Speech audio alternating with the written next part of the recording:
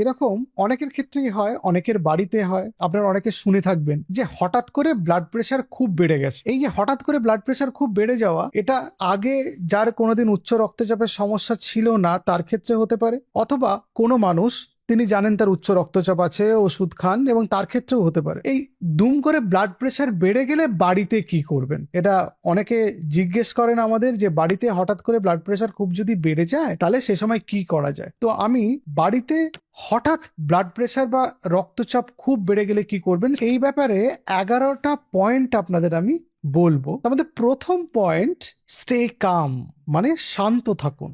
আপনার হঠাৎ করে ব্লাড প্রেশার বেশি এসেছে, আপনি দেখলেন মেপে, তারপরে আপনি বসে থাকুন অথবা শুয়ে থাকতে পারেন, কিন্তু কমপ্লিট ফ্ল্যাট হয়ে শোবেন না, একটু রিল্যাক্সড হয়েতে এরকম ভাবে শোবেন।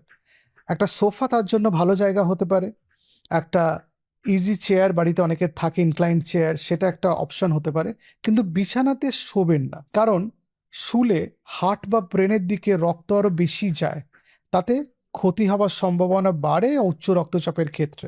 2 নম্বর, sit in the correct posture বলা হয়, মানে আপনি ঠিকভাবে বসুন। একটা ব্যাক সাপোর্টেড জায়গায় বসতে হবে, কোনো টুল বা ওরকম জাতীয় জিনিসে নয় যেখানে পিঠটা সাপোর্টে রাখা যায় না। ক্রস লেগ বসলে হবে না, আপনাকে দুটো পা আলাদা আলাদা করে ছড়িয়ে বসতে হবে এবং দুটো পায়ের পাতা একসাথে মাটিতে রাখতে হবে, তাহলে আপনার অপটিমাম পজিশন হলো বসার জন্য। 3 নম্বর, ঠিকভাবে ব্লাড প্রেশার চেক করুন। অনেক সময় এরকমও হয়েছে যে ব্লাড প্রেশার মাপার কাফ ভালো করে বাঁধা হয়নি, অথবা যন্ত্রটা ভুল দেখাচ্ছিল, ক্যালিব্রেশন হয়নি, সেই ক্ষেত্রেও অনেক বেশি দেখাতে পারে। 5 মিনিট অন্তর অন্তর 3বার রক্তচাপ পরীক্ষা করে দেখুন সত্যিকারের বেশি আছে কিনা, এবং যদি ব্লাড প্রেশার বেশি থাকে 3টে রিডিং এ, তাহলে নেক্সট রিডিং 15 থেকে 20 মিনিট পরে নিন। 4 নম্বর, জামা কাপড় আলগা করুন। টাইট কোনো জামা কাপড় পরে আছেন, টাই বা কোমরে বেল্ট ইত্যাদি, বা স্যুট পরে আছেন, কোটের বোতাম লাগানো আছে, সেটা খুব টাইটলি ফিটেড, সেটা আলগা করুন। তাতে কম্প্রেশনের জন্য যেটুকু ব্লাড প্রেশার বাড়ছে সেটার সম্ভাবনা কমে যাবে। 5 নম্বর, ডিপ ব্রিদিং নিন, এবং 4 to 6 যে মেথডটা আমি বলেছিলাম, যে 4 সেকেন্ড ধরে ইনহেল করবেন বা প্রশ্বাস নেবেন, 2 সেকেন্ড হোল্ড করবেন, 6 সেকেন্ড ধরে ছাড়বেন, অনেকটা এরকম।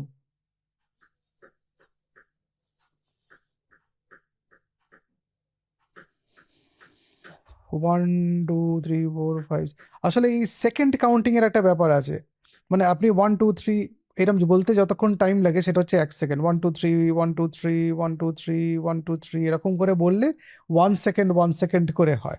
ঘড়ি দেখেও আপনি সেটা করতে পারেন। এবং এই ডিপ ব্রিদিংটা, এই এক্সারসাইজটা 5 থেকে 10 মিনিট ধরে আপনাকে চালিয়ে যেতে হবে। 6 নম্বর, কিছু জিনিস আপনাকে সেই সময়ের জন্য অ্যাভয়েড করতে হবে। ব্লাড প্রেশার গিয়ে বেড়ে গিয়ে অত্যন্ত স্ট্রেসড লাগছে বলে একটা সিগারেট খেয়ে নিলেন বা 1 গ্লাস অ্যালকোহল খেয়ে নিলেন, তাতে আপনার কিন্তু আরো ক্ষতি হওয়ার সম্ভাবনা বেড়ে যাবে। Alcohol, smoking, cold drink, energy drink, এগুলো আপনাকে সে সময় অ্যাভয়েড করতে হবে। বা অনেকের প্রেশার বেড়ে গিয়ে মাথায় চাপ পড়ছে, মাথা ঘুরছে বলে নুন চিনির শরবত খাওয়ান অনেকে। এবার নুন তো প্রেশার বাড়িয়ে দেয়, তাহলে তো আরো আপনার ব্লাড প্রেশার বেড়ে যাবে। সুতরাং মাথা ঘুরলেই তার চিকিৎসা নুন চিনি নয়। যদি কম ব্লাড প্রেশার আসে সেই ক্ষেত্রে খেতে পারেন নুন, কিন্তু বেশি ব্লাড প্রেশার আসলে আপনি নুন কেন খাবেন? সেই না, মাথা ঘুরলেই ব্লাড প্রেশার চেক করার আগেই 1 গ্লাস চিনি, কিছুটা নুন জলের মধ্যে মিশিয়ে রকডক করে খাইয়ে দিলেন, মানে তার স্ট্রোক হওয়ার সম্ভাবনা আপনি বাড়িয়ে দিলেন।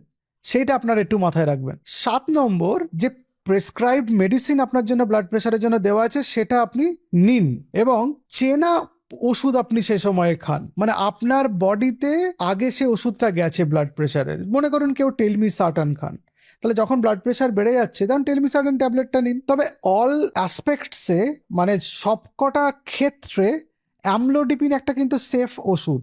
আপনারা অ্যামলোডিপিন খেতে পারেন। একটা অ্যামলোডিপিন খেলে আপনার পা ফুলে যাবে না বা অন্য কিছু হবে না। ব্লাড প্রেশার খুব হয়তো বেড়ে গেছে, মনে করুন 178/95 কারো ব্লাড প্রেশার এলো, ডিজিটাল ব্লাড প্রেশার মাপার যন্ত্রে দেখলেন এরকম ব্লাড প্রেশার এসেছে, একটা অ্যামলোডিপিন আপনি খেতেই পারেন যদি আপনি আগে কখনো ব্লাড প্রেশার ওষুধ না খান। তারপরে আপনি ডাক্তারের কাছে গেলেন।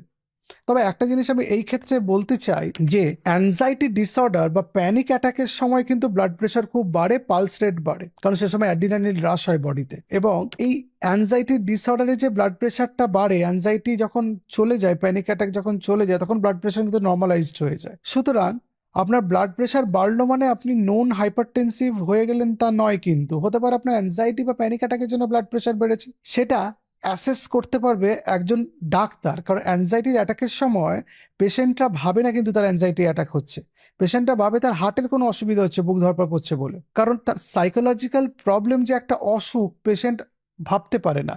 এবার কেউ যদি জানে তার প্যানিক অ্যাটাক হয় সেক্ষেত্রে সে জানে, কিন্তু তাকে যদি নতুন করে প্যানিক অ্যাটাক হচ্ছে, ব্লাড প্রেশার বেড়েছে, পালস রেট বেড়েছে, সে কিন্তু জানবে না, তাকে জানানোর দায়িত্ব ডাক্তারদের।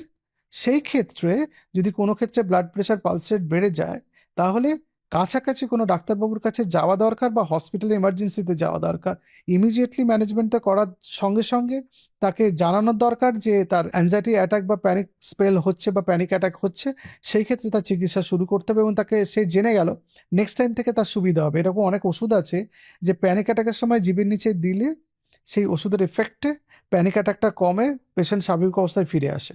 8 নম্বর হচ্ছে অল্প অল্প করে সে সময় জল খাবেন। ডিহাইড্রেশন ব্লাড প্রেশার অনেক সময় বাড়িয়ে দেয়। অনেক ক্ষেত্রে দেখা যায় যে পেশেন্টরা জল খাচ্ছেন না বা আমরা জল খাচ্ছি না, আমরা ভুলে যাচ্ছি কাজের মধ্যে, শীতকালে খেয়াল থাকে না, শীতকালে জল খাবার পিপাসাটাও খুব কম আমাদের লাগে এবং আমরা তখন জল খেতে চাই না, ঠান্ডা লাগে অনেকের, অ্যাভয়েড করি, খাবার পর একটু গলা ভেজানোর জন্য জল খায়, বা খুব জল তেষ্টা পেয়েছে বা খুব পিপাসা পেয়েছে, গলা শুকিয়ে গেছে, কথা বলতে পারছেন না, জিভ শুকিয়ে গেছে, শক্ত হয়ে গেছে, তখন জল খাচ্ছে। কিন্তু ডিহাইড্রেশন উচ্চ রক্তচাপকে আরো খারাপ করে, সেই জন্য অল্প অল্প সে সময় জল পান করবেন। 9 নম্বর, সে সময় ডেঞ্জার কোনো সিমটম বা সাইন্স থাকলে সেগুলোকে অবজার্ভ করতে হবে। কি সেগুলো? বুকে ব্যথা হতে পারে, মাথা ব্যথা করতে পারে, খুব শ্বাসকষ্ট হতে পারে, মাথা ঘুরতে পারে বা অজ্ঞান হয়ে যাচ্ছি এরকম মনে হতে পারে, যেটাকে প্রিসিনকোপ বলে। চোখে ঝাপসা দেখতে পারে, মুখে হাতে বা পায়ে দুর্বলতা হতে পারে, যেটা স্ট্রোকে হয় বা হেমারেজে হতে পারে, সেরিব্রাল হেমারেজের কথা আমি বলছি। সেক্ষেত্রে স্লারিং অফ স্পিচ হতে পারে, সেটা স্ট্রোকেও হতে পারে, বা কনফিউশন হতে পারে, সেটা ব্লাড প্রেশার বেড়ে গিয়ে ব্রেনের আটারি বা রক্তবাহ বা ধমনীতে কোনো রকম অসুবিধা তৈরি করলে বা সেখানে ক্লট তৈরি করলে, অথবা সেটা ফেটে গেলে এইসব সিমটমগুলো হতে পারে। সেক্ষেত্রে আমাদের বাড়িতে আর অপেক্ষা করা উচিত না, আমাদের নিকটবর্তী কোনো হসপিটালে যাওয়া দরকার।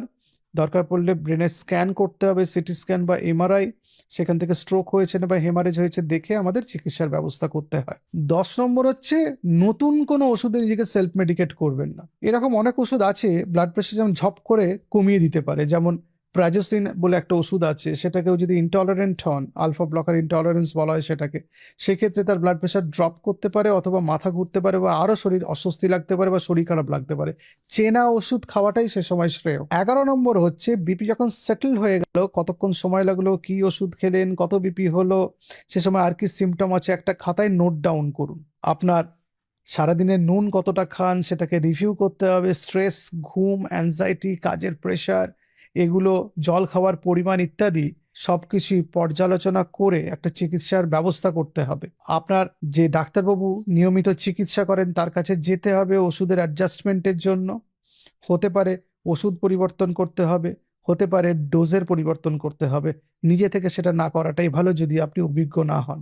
এই দুম করে বিপি বেড়ে যাওয়াটা অনেকগুলো কারণে হতে পারে। হতে পারে আপনার ওষুধের ডোজ আপনি মিস করেছেন, হতে পারে অ্যাংজাইটি হচ্ছে বা প্যানিক অ্যাটাক হচ্ছে, হতে পারে স্ট্রেস হচ্ছে, হতে পারে আপনি কম ঘুমিয়েছেন, হতে পারে কাজের লোড বেড়েছে, হতে পারে আপনি নুন বেশি খাচ্ছেন। ফলে উচ্চ রক্তচাপ যদি আপনার চলতে থাকে বা সাডেন যদি ব্লাড প্রেশার ওঠানামা করতে থাকে, তাহলে অবশ্যই আপনার ডাক্তারবাবুর সঙ্গে যোগাযোগ করবেন, তিনি বাকি চিকিৎসার ব্যবস্থা করবেন। নমস্কার।